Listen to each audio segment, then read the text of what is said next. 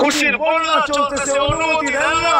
আল্লাহ উম্মতকে দেখা রাখবে যে মরার সময় চোখে পানি তো আমাদের জন্য পানি।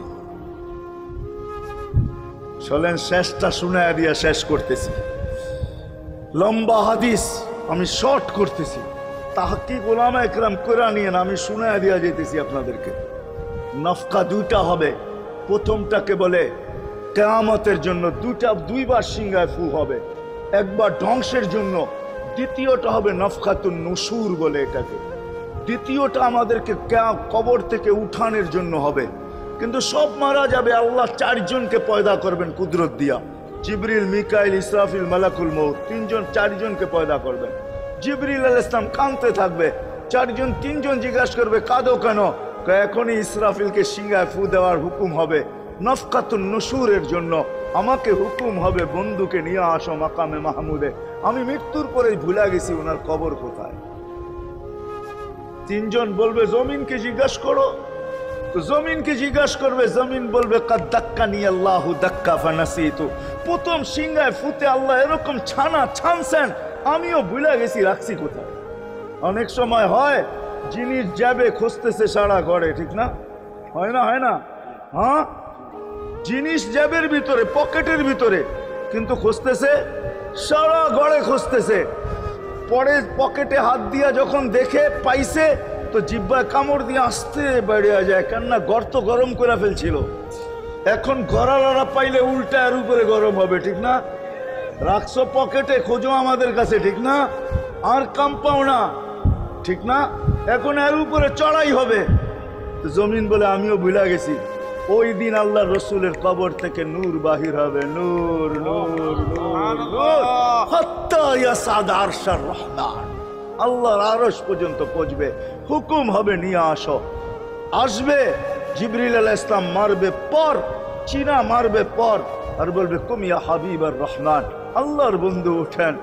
ও মাধবদের মানুষ, আপনার আমার হাবিব, আপনার আমার রসুল, যার আদর্শ আমাদের কদমে কদমে প্রয়োজন নিজের এই জীবনটাকে গ্রহণযোগ্যতা পর্যন্ত পৌঁছানোর জন্য, উনি কবর থেকে উঠবে, ওয়াহুয়া ইয়াবকি ওয়া ইয়াকুল, কাঁদতে কাঁদতে উঠবেন আর বলতে বলতে উঠবেন, জিবরিল আইনা উম্মতি, আমার উম্মত কোথায়?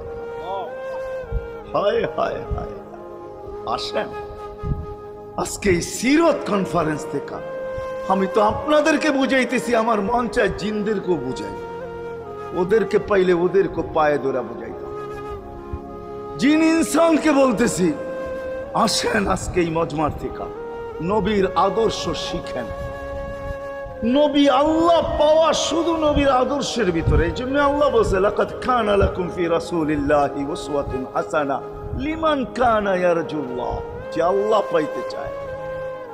বল আগের আয়াত কি? বল ইয়াউমিল আখিরা, আর যে আখিরাত পাইতে চায়, আখিরাতের বাদশাহী যে চায়, যে আল্লাহকে পাইতে চায়, আখিরাতের বাদশাহী পাইতে চায়। দুনিয়া 60-70 বছরে এখানে পাইলো যেমন, না পাইলো তেমনই। যে পাইছে তার জন্য সূর্যের গতি যতটুকু, ঋতু তার জন্য যেমন, ঘড়ির কাঁটা তার জন্য যেমন, যে পায় না তার জন্য সমানই। এখানের জীবন কাটা যাবে। বিদায় আসেন আজকে এই মজলিস থেকে প্রতিজ্ঞাবদ্ধ হই যে নবীর আদর্শের উপরে উঠব। আল্লাহর রসুল সুযোগ দিছেন আমাদেরকে। আমি শেষ কথা বলতেছি, আগে এখন তো ব্রিজ আর ব্রিজ, ফ্লাইওভার আর ফ্লাইওভার, ঠিক না? হয়তো 2-1 বছর পরে আমরা এটাও দেখব যে মাধবদীর ওই মাথার থেকে নিয়ে একবারে কোথায় পাঁচদোনা পর্যন্ত ফ্লাইওভার চলে গেছে, ঠিক না? গাড়ি উঠবে এখান দিয়ে ওইখানে যে নেমা যাবে, কোনো জ্যাম না জট, ঠিক না? হ্যাঁ, কিন্তু একদিন ছিল শাখো, ছিল আমাদের দেশে শাখো, চিনেন? বাঁশের শাখো ছিল।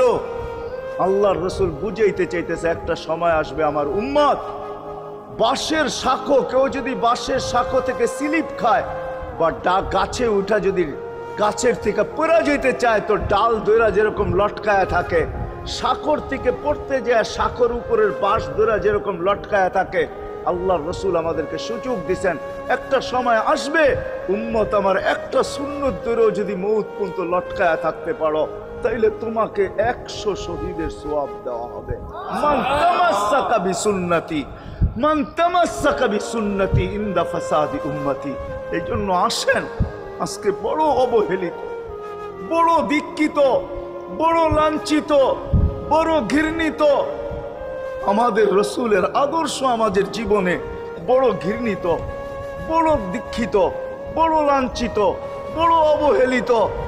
সর্বক্ষেত্রে দেখেন, বিয়া দেখেন আর শাদী দেখেন, হয় হয় পোশাক দেখেন আর আশাক দেখেন, সর্বক্ষেত্রে নবীর আদর্শকে আমরা পিছে ছেড়া দিছি। আর যার কারণে আজকে মুসলমান দুনিয়াতে লাঞ্ছিত,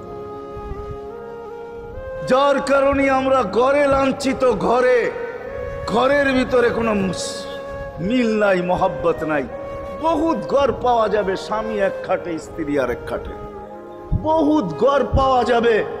হায় হায়, ওই সমাজ লানতি সমাজ, যেই জমাতের সন্তানরা মা বাবাকে চোখ বড় করে দেখে, চোখ বড় করে সামনে, ওটা লানতি সমাজ।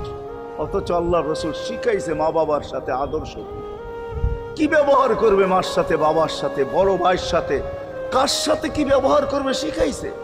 ওই সমাজটাই সুখের ছিল। আসেন ফিরা যাই, আল্লাহর রসুলের আদর্শ শিখি। শিখবেন তো পাক্কা ওয়াদা? বিলকুল। কিন্তু একটা প্রশ্ন হলো, আল্লাহর রসুলের আদর্শ শিখবো তো শিখবো কোত্থেকা, পাবো তো পাবো কোথায়? ঠিক না? প্রশ্ন হয় না? হয় না? উনি তো দুনিয়াতে নাই, কোত্থেকে ওনাকে পাবো, কোত্থেকে শিখবো? আজকে আপনার আমার চতুর্দিকে ওই লোকগুলা বসা আছে, যারা আল্লাহর পক্ষ থেকে নির্বাচিত। আওরাসনাল কিতাব আল্লাযীনা ইসতাফাইনা মিন ইবাদিনা।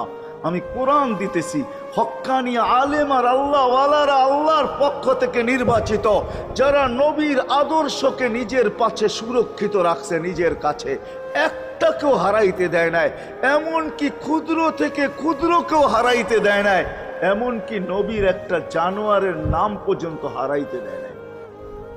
হক্কানি আলেমরা, আল্লাহ ওয়ালারা সুরক্ষিত রাখছেন আল্লাহর রসুলের আদর্শ। এই জন্য আমি বলবো, নবীকে তো পাওয়া যাবে না, উনি তো দুনিয়ার থেকে চলে গেছেন, এটাই সত্য। কিন্তু উত্তর সুরি রেখা গেছেন। আল্লাহর পক্ষ থেকে নির্বাচিত লোক আছে, রসুলের পক্ষ থেকে নির্বাচিত লোক আছে, যাদের কাছে নবীর আদর্শ আছে। আপনি বেশি শিখতে পারেন না, আমার কোনো আপত্তি নাই। কেননা ছাড় যখন আল্লাহর রসুলই দিছে, আল্লাহর রসুলই যখন আমাদেরকে ছাড় দিছেন, তো আমি ছাড় দিব না কেন? আল্লাহর রসুলই বলছে, এক জামানা আসবে, লাউ আমিলতুম উশরা মা উনসিলা বি লানাজা। তোমরা যদি 10 ভাগের উপরে আমল করতে পারো, তাহলে নাম্বার 100 পাইয়া তোমরা পাশ করবে। আল্লাহ 33 দিবে না, আল্লাহ 10-এর বদলায় তোমাদেরকে 100 দিয়ে 100-তে পাশ করাবে। আর সর্বশেষ তো এটাও বলছেন যে আমার একটা সুন্নতকে ধরে রাখো, এক শহীদের সওয়াবই জান্নাত যাওয়ার জন্য যথেষ্ট। জান্নাত যাওয়ার জন্য তো একজন দেওয়া হবে, 99 শহীদের সওয়াব তোমাকে পুরস্কার হিসাবে দেওয়া হবে। কেননা তুমি একটা সুন্নতকে ধরিয়ে লটকায় আছে।